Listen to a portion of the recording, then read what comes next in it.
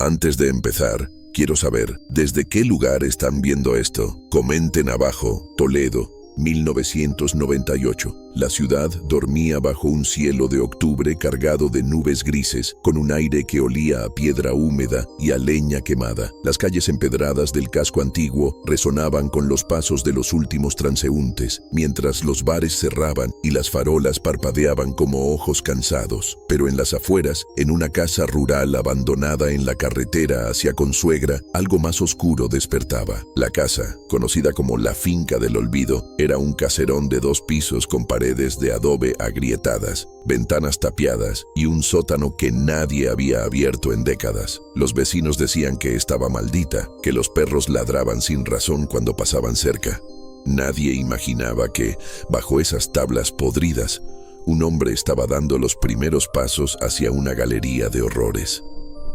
Marta G., 28 años, trabajaba en el Café Nocturno, un local cutre en el centro de Toledo, donde los camareros servían café aguado y los clientes eran una mezcla de noctámbulos, borrachos y soñadores. Marta era callada, con ojos castaños que evitaban el contacto y un cabello negro que siempre llevaba en una trenza desordenada. Vivía sola en un piso pequeño en la calle Alfonso VI, con paredes descascaradas y una nevera que apenas funcionaba. Su vida era una rutina de turnos nocturnos, facturas atrasadas y sueños que nunca se materializaban. Nadie la echaba de menos cuando no llegaba a casa. Nadie, excepto él, el coleccionador. Lo llamaremos el coleccionador, aunque la policía nunca supo su nombre real. Era un hombre de unos 40 años. Delgado, con manos largas y precisas que parecían hechas para esculpir. Vestía ropa sencilla, camisas de lino, pantalones oscuros, y hablaba poco, con una voz suave que desarmaba a cualquiera. En Toledo era conocido como Señor Vega, un restaurador de arte que trabajaba en silencio en su taller en el casco antiguo. Nadie sospechaba que su verdadera pasión no eran los lienzos, sino la carne. Para él, el cuerpo humano era la obra maestra definitiva, frágil, efímera, perfecta en su imperfección, pero también era temporal, y eso lo atormentaba. Todo se desvanece, murmuraba mientras limpiaba sus pinceles. La piel se arruga, los ojos se apagan, pero yo puedo detener el tiempo. Marta fue su primera pieza. La vio una noche en el Café Nocturno, sirviendo café con movimientos mecánicos, sus manos temblando ligeramente por el cansancio. Había algo en ella, su soledad, su fragilidad, que lo fascinó. Es como una estatua a punto de romperse, pensó. Durante semanas, la observó desde la barra, tomando notas en una libreta de cuero negro. La forma en que se mordía el labio cuando estaba nerviosa, el lunar en su mejilla izquierda, el modo en que su trenza se deshacía al final del turno. Marta no lo notó. Nadie lo hacía. El 17 de octubre de 1998, Marta salió del café a las 3:17 a.m. La calle estaba vacía, salvo por el eco de sus pasos y el crujido de las hojas secas bajo sus zapatillas gastadas. El coleccionador la siguió a una distancia segura, con una bolsa de lona en la mano. Cuando ella giró hacia un callejón oscuro, él aceleró el paso. «Disculpe, señorita», dijo, con esa voz suave que parecía una caricia. Marta se giró, y antes de que pudiera gritar, una mano enguantada tapó su boca. Un paño empapado en cloroformo hizo el resto. Cuando despertó, estaba en el sótano de la Finca del Olvido, atada a una mesa de madera, bajo una luz fría que olía a formol. La creación de la primera obra. El coleccionador no mataba por odio, mataba por arte. Para él, Marta no era una víctima, sino una musa. «No tengas miedo», le dijo, mientras ajustaba una lámpara quirúrgica que había comprado en el mercado negro. «Voy a hacerte eterna». Marta lloró. Suplicó, pero sus palabras se perdieron en el silencio del sótano. Él trabajó con precisión. Primero, una inyección para paralizarla sin matarla. Luego, cortes cuidadosos para drenar la sangre, preservando la piel. Usó técnicas que había estudiado en libros de taxidermia y embalsamamiento, mezcladas con su propio instinto. La piel de Marta fue tratada con una solución de su invención, una mezcla de resinas y aceites que mantenía su textura suave, casi viva. Sus ojos, que él consideraba demasiado tristes, fueron reemplazados por cristales de vidrio pintados a mano, capturando un brillo que nunca tuvo en vida. Cuando terminó, colocó a Marta en una vitrina de cristal que había construido en el sótano. La posó sentada con las manos cruzadas sobre el regazo, la trenza perfectamente reída, vestida con el uniforme del café. Era su primera pieza y la contempló durante horas, fascinado. «Eres perfecta ahora», susurró. «Nadie te olvidará». Pero algo cambió en él esa noche. El acto de preservar a Marta no solo detuvo el tiempo, despertó un hambre. Una necesidad de crear más, de perfeccionar su arte, de construir una galería que el mundo nunca olvidaría. Los primeros ecos, Marta desapareció sin dejar rastro. Su casera reportó su ausencia una semana después, pero la policía de Toledo, abrumada por casos de drogas y robos, no investigó a fondo. «Seguro se fue con algún novio», dijo un agente cerrando el expediente. En el café nocturno, sus compañeras comentaron su ausencia, pero la vida siguió. Nadie conectó su desaparición con el hombre de voz suave que a veces pedía un cortado en la barra. El coleccionador, mientras tanto, volvió a su taller en el casco antiguo. Durante el día, restauraba cuadros antiguos, limpiando capas de suciedad para revelar colores olvidados. Por la noche, bajaba al sótano de la finca del olvido, donde Marta lo esperaba en su vitrina. Tomaba notas, dibujaba bocetos, planeaba su próxima pieza. «Necesito variedad», escribió en su libreta. «Algo más, roto, algo que pueda arreglar». En Toledo, los rumores comenzaron a circular.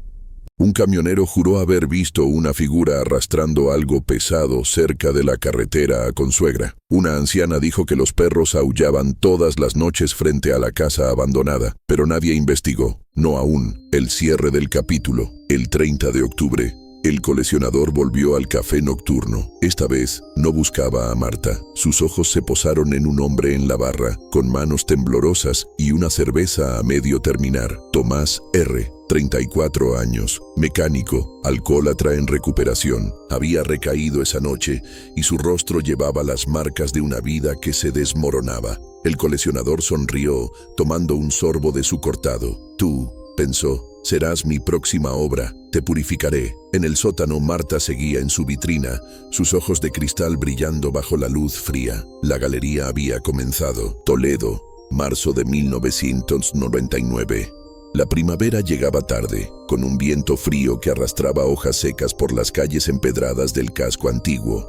Los turistas comenzaban a llenar las plazas, fotografiando la catedral y comprando espadas de imitación, mientras los locales seguían su rutina, ajenos a la sombra que crecía en las afueras. La finca del olvido permanecía en silencio, sus ventanas tapiadas ocultando el horror que se gestaba en su sótano. Marta G. seguía en su vitrina, su piel tratada con resinas brillando bajo la luz fría, sus ojos de cristal fijos en un punto invisible. El coleccionador la visitaba cada noche, tomando notas, ajustando la pose de sus manos, limpiando el polvo que se acumulaba en el vidrio. «Eres mi obra maestra», le susurraba, aunque sabía que necesitaba más. Marta era perfecta pero estática. Quería movimiento, quería vida, o al menos la ilusión de ella. Tomás R., 34 años, era un hombre roto. Mecánico de profesión, había pasado los últimos 10 años arreglando motores en un taller en la carretera a Madrid, pero el alcohol lo había destruido. Su mujer lo dejó, sus hijos no lo reconocían y su hígado estaba al borde del colapso. En 1998 había entrado en un programa de rehabilitación, pero en febrero de 1999 recayó. La noche del 12 de marzo estaba en el café nocturno, el mismo lugar donde Marta había desaparecido. Bebía cerveza barata, con las manos temblando y los ojos inyectados en sangre. El coleccionador lo observó desde una mesa en la esquina, con su libreta de cuero negro abierta. Tomás era diferente a Marta, más grande, más áspero, con cicatrices en los brazos y una barba descuidada, pero había algo en él que lo atraía. Está sucio, pensó el coleccionador, pero puedo limpiarlo, puedo purificarlo. El ritual de la purificación. El coleccionador había perfeccionado su método desde Marta. Ya no usaba cloroformo. Ahora tenía un sedante inyectable, más rápido y silencioso. La noche del 15 de marzo, siguió a Tomás desde el café hasta un callejón cerca de la estación de tren. El mecánico caminaba tambaleándose, murmurando maldiciones contra sí mismo. «Señor, ¿necesita ayuda?», preguntó el coleccionador con esa voz suave que desarmaba. Tomás, borracho, apenas lo miró, una aguja en el cuello, y cayó como un saco. En el sótano de la finca del olvido, Tomás despertó atado a la misma mesa de madera. El aire olía a formol y a metal. ¿Qué coño es esto?», balbuceó forcejeando. El coleccionador, con guantes quirúrgicos y una bata blanca, lo miró con calma. «No luches, Tomás, voy a salvarte». Para él, Tomás no era solo una víctima, era un lienzo manchado que necesitaba ser restaurado. «El alcohol te ha corrompido», dijo, mientras preparaba una jeringa. «Pero yo te haré puro otra vez». El proceso fue más complejo que con Marta. Tomás era grande y su cuerpo resistió más. El coleccionador drenó la sangre lentamente, usando tubos que había improvisado con equipo médico robado. La piel fue tratada con una nueva fórmula, más fuerte, para soportar el peso de los músculos. Los ojos de Tomás, que él consideraba nublados por el pecado, fueron reemplazados por esferas de porcelana pintadas a mano, con un brillo que sugería sobriedad. Pero lo más innovador fue la pose. Tomás fue colocado de pie, con una llave inglesa en la mano, como si estuviera trabajando en un motor invisible. El coleccionador añadió detalles, un mono de mecánico limpio, botas pulidas, incluso un cigarrillo apagado entre los labios. «Ahora eres perfecto», dijo admirando su obra. La vitrina de Tomás fue colocada junto a la de Marta, creando un contraste. La camarera sentada, el mecánico de pie. El coleccionador tomó fotografías con una Polaroid, algo que no había hecho con Marta. Las imágenes eran su diario visual, un registro de su evolución como artista. «Esto es solo el comienzo», escribió en su libreta. «Necesito más texturas, más historias». La policía y los rumores. La desaparición de Tomás no pasó desapercibida como la de Marta. Era conocido en el taller y sus compañeros reportaron su ausencia al día siguiente. La policía de Toledo, liderada por el inspector Javier Molina, abrió una investigación. Molina, un hombre de 45 años con bigote gris y una paciencia que se agotaba rápido, notó algo extraño. 2 personas del café nocturno desaparecidas en menos de 6 meses. Pero no había pistas, ni testigos, ni cuerpos. «Probablemente se largaron», dijo un agente joven, pero Molina no estaba convencido. Ordenó patrullas en las carreteras y revisó los registros de desaparecidos. Encontró el caso de Marta, archivado por falta de pruebas. «Esto no es casualidad», murmuró, aunque no tenía nada sólido. En Toledo, los rumores crecían. Los camioneros hablaban de luces extrañas en la finca del olvido. Un pastor dijo que sus ovejas se negaban a pasar cerca de la casa, pero nadie conectaba los puntos. El coleccionador era invisible, un hombre que restauraba cuadros en el casco antiguo, que saludaba con cortesía, que nadie sospechaba. El arte evoluciona. El coleccionador comenzó a experimentar. Con Tomás había aprendido que los cuerpos podían contar historias. Marta era la soledad. Tomás, la redención. Quería más. Empezó a frecuentar exposiciones de arte en Toledo, buscando inspiración.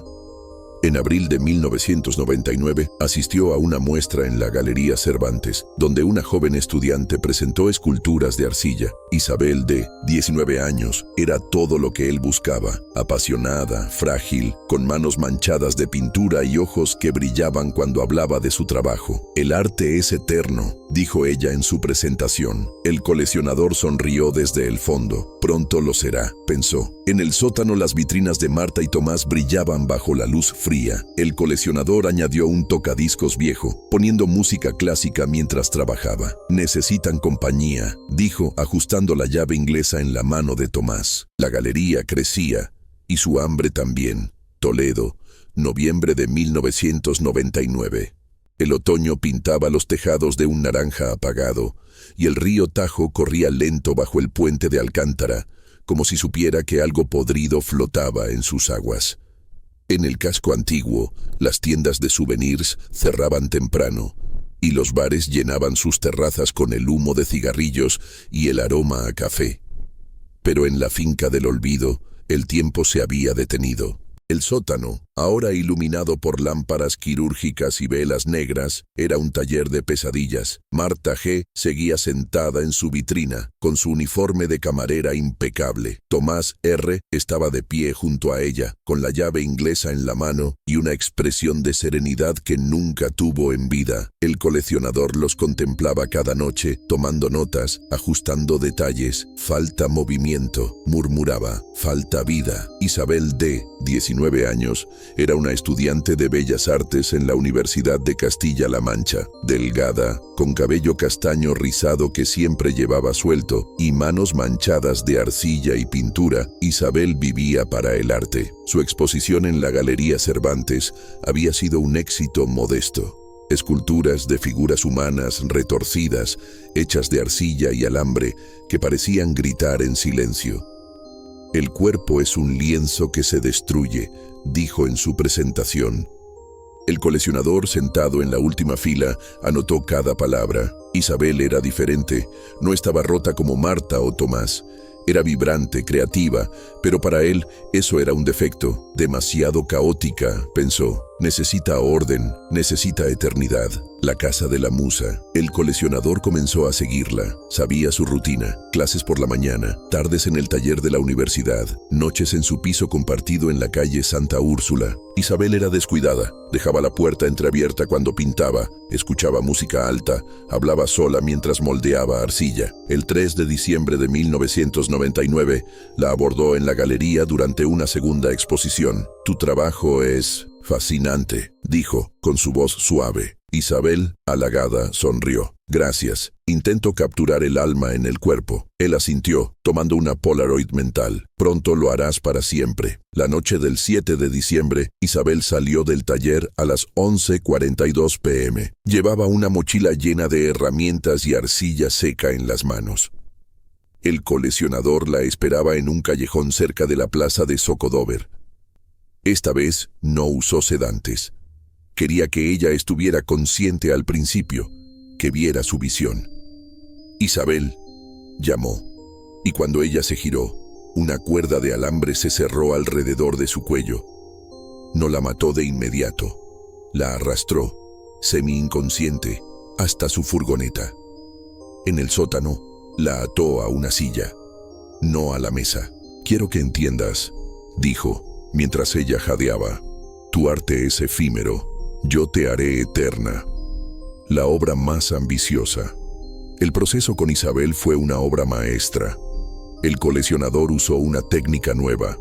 Inyectó un paralizante que mantenía los músculos rígidos, pero permitía que los ojos parpadearan unas horas. Quería capturar su expresión en el momento exacto del miedo, antes de que se desvaneciera. Drenó la sangre con tubos más finos, preservando la palidez natural de su piel. La trató con una resina translúcida que dejaba ver las venas como si estuviera viva. Pero lo más innovador fue la pose. Isabel fue colocada de rodillas, con las manos extendidas como si moldeara arcilla invisible. Le puso un delantal manchado de pintura y en sus dedos pegó trozos de arcilla seca que él mismo había moldeado. Sus ojos, que él consideraba demasiado vivos, fueron reemplazados por esferas de vidrio soplado, pintadas con un brillo que reflejaba la luz de las lámparas. El coleccionador tomó decenas de Polaroids, Isabel desde todos los ángulos con diferentes luces con música de fondo. «Eres mi musa», susurró, mientras ajustaba un mechón de su cabello. La vitrina de Isabel fue la más grande, con un fondo pintado a mano que imitaba su taller. Marta, Tomás e Isabel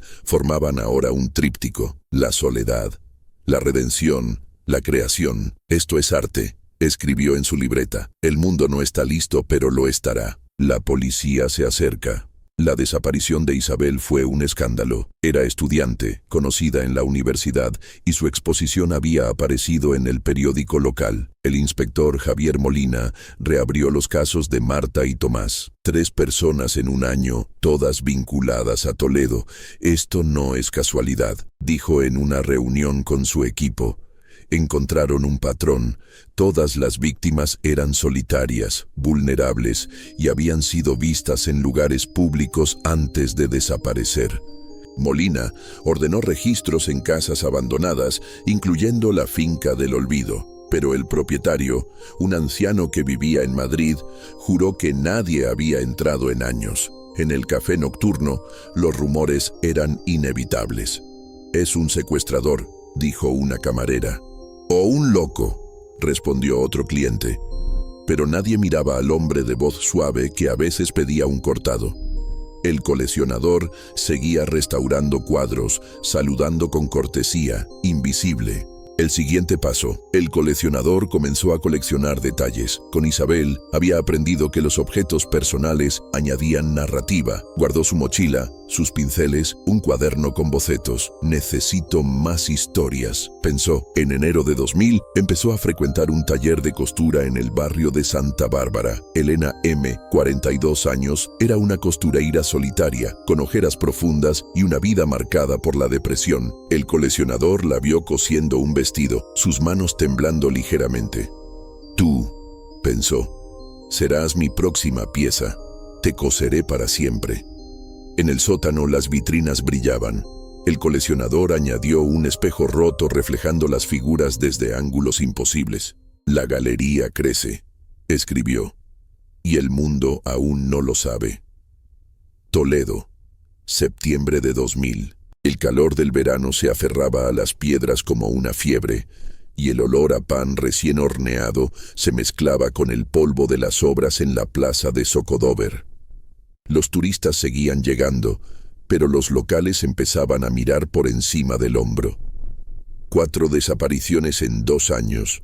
Marta, Tomás, Isabel y ahora Elena M., 42 años, costureira en el taller Hilos Rotos, en el barrio de Santa Bárbara.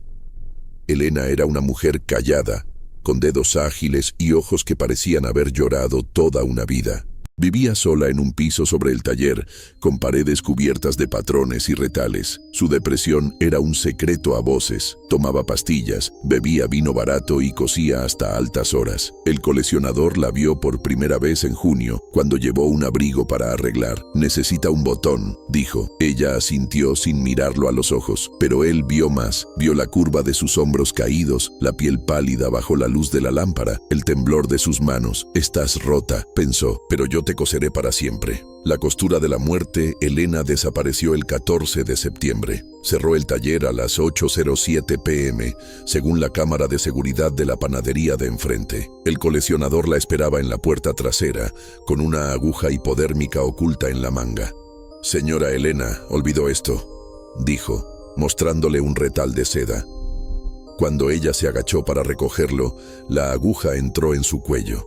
En el sótano de la finca del olvido, Elena despertó en una camilla nueva, rodeada de carretes de hilo y tijeras quirúrgicas. «No grites», dijo él con calma. «Voy a hacerte un vestido que nunca se arrugará». El proceso fue su obra más delicada. Elena era mayor, su piel menos elástica, así que usó una solución de glicerina y resinas para mantenerla flexible. Drenó la sangre con tubos finos, como si bordara venas. Pero lo revolucionario fue la ropa. Le cosió un vestido a medida, usando retales de su propio taller, seda azul, encaje negro, botones de nácar. La posó sentada en una silla de costura antigua, con una aguja en la mano y un dedal en el dedo. Sus ojos, reemplazados por botones de obsidiana, brillaban con un fulgor que parecía seguirte. El coleccionador añadió detalles: 1 metro de tela en el regazo, hilos colgando de sus dedos como venas, un maniquí roto al fondo. Tomó polaroids desde ángulos imposibles con música de ópera de fondo. «Eres mi couturier eterna», susurró. La vitrina de Elena fue colocada en el centro del sótano, rodeada por Marta, Tomás e Isabel. Ahora eran 4. La camarera, el mecánico, la escultora,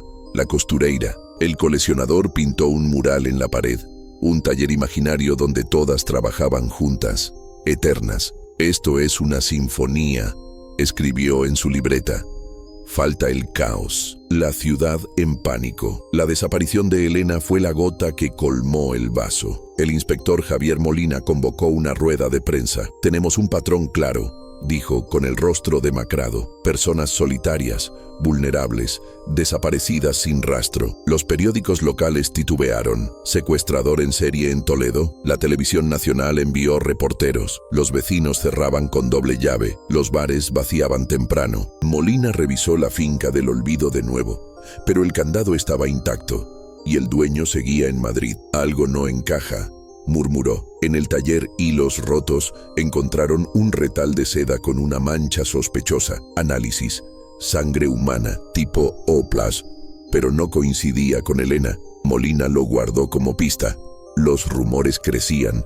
Un camionero juró ver una furgoneta blanca cerca de la finca. Una vecina dijo oír música clásica por la noche, pero nadie entraba.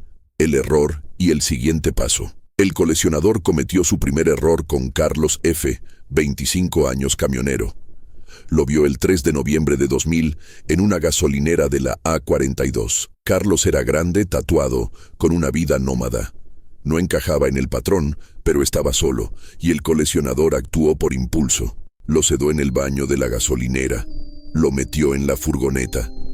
En el sótano, Carlos forcejeó, rompiendo una vitrina. El coleccionador lo mató rápido, con un golpe en la nuca.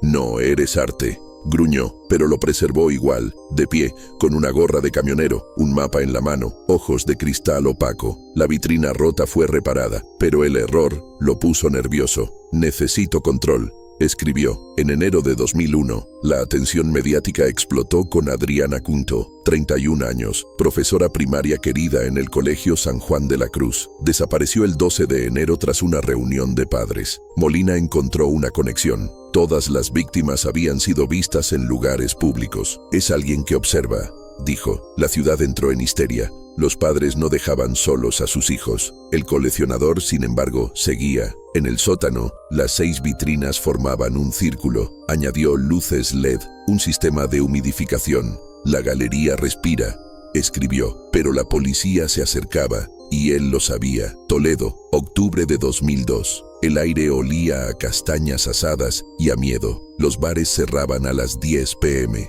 Los padres recogían a sus hijos de la escuela con las manos en los bolsillos y las patrullas policiales eran tan comunes como los turistas. 9 desapariciones confirmadas, 3 sospechosas.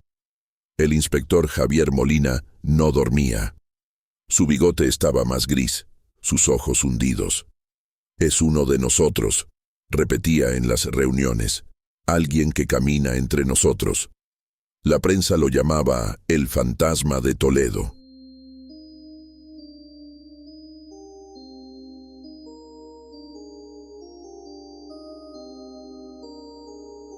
Nadie sabía que el verdadero nombre era Señor Vega, el restaurador de arte que aún abría su taller cada mañana con una sonrisa. En la finca del olvido, el sótano era ahora un museo. 12 vitrinas en círculo, iluminadas por focos LED y velas negras. Cada figura tenía su historia. Marta, café; Tomás, llave inglesa; Isabel, arcilla; Elena, vestido; Carlos, camionero; Adriana, libros infantiles; Lucía P., mochila escolar; Ernesto J., pinceles rotos; Marina C., estetoscopio; Pilar A., cámara; Ignacio L., lupa; y la última, aún sin terminar. Las piezas finales. Lucía P., 15 años, desapareció el 3 de mayo de 2001 volviendo del Colegio Santa Teresa. Fue el caso que rompió Toledo. Manifestaciones, velas en la plaza, padres gritando.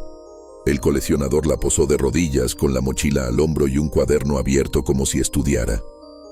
La inocencia debe preservarse, escribió. Ernesto J., 40 años, artista fracasado, fue eliminado en agosto de 2001 por competencia. Lo encontró en una galería, borracho, criticando su propio trabajo. «Tú no entiendes el arte», le dijo el coleccionador antes de sedarlo. Lo posó con pinceles rotos, la cara pintada de lágrimas negras. Marina C., 27 años, enfermera, fue un error emocional. En noviembre de 2001, ella coqueteó con él en un bar. Él la invitó a ver su colección.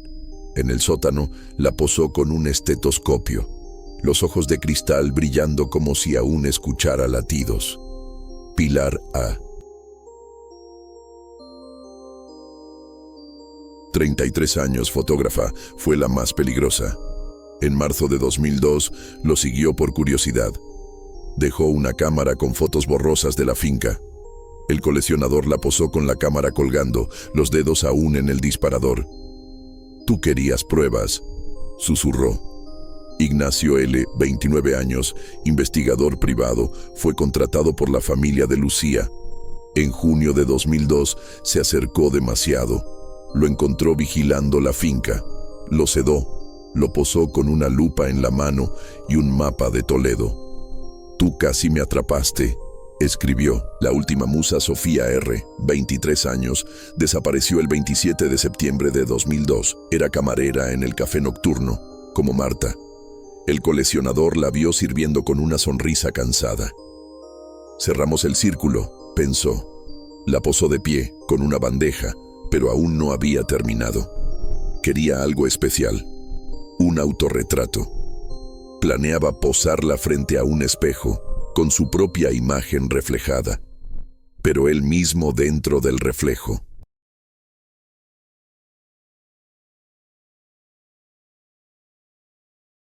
El descubrimiento. El 30 de septiembre, Pilar's cámara fue encontrada por un pastor cerca de la finca. Las fotos borrosas mostraban una furgoneta blanca y una figura entrando. Molina obtuvo una orden. El 2 de octubre, a las 6:14 a.m., rompieron el candado de la finca del olvido. El olor los golpeó primero. Formol, cera, muerte. Bajaron al sótano. 12 vitrinas, 12 cuerpos. Molina vomitó. Un agente lloró. Las Polaroids estaban apiladas en una mesa, con notas. Obra 1, la soledad. Obra 12, el círculo. El coleccionador no estaba. Había huido la noche anterior dejando una nota en la vitrina de Sofía. El arte no muere, solo se muda. Gracias por inspirarme. Epílogo. Toledo nunca se recuperó. La finca fue demolida, pero las vitrinas se exhibieron en un museo forense, sin cuerpos. Molina se jubiló, obsesionado. El coleccionador desapareció. Rumores dicen que está en Portugal, en Argentina, en México, restaurando arte, buscando nuevas musas. En el café nocturno, la silla donde Marta servía sigue vacía. Y a veces, muy tarde, un hombre de voz suave pide un cortado, y nadie lo recuerda al día siguiente. Fin.